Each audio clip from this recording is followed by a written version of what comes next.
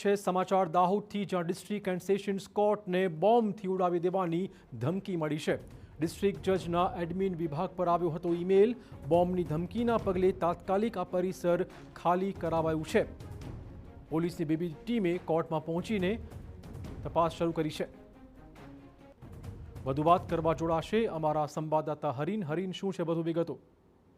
જી, દાહોદ ખાતે district and session કોર્ટને બોમ્બથી ઉડાવી દેવાની ધમકીનો મેલ ડિસ્ટ્રિક્ટ જજના જે એડમિન વિભાગના મેલ ઉપર આવ્યો હતો। ત્યારબાદ જજ દ્વારા એલસીબી વિભાગને તાત્કાલિક ધોરણે આ બાબતની જાણ કરવામાં આવી હતી, જેના પગલે બોમ્બ સ્ક્વોડ, દાહોદની એલસીબી, એસઓજી તેમજ સ્થાનિક પોલીસ હાલ કોર્ટ સંકુલ ખાતે પહોંચી ચૂકી છે અને સમગ્ર જે કોર્ટને ખૂણે ખૂણો છે તેને તપાસ હાથ ધરી રહી છે।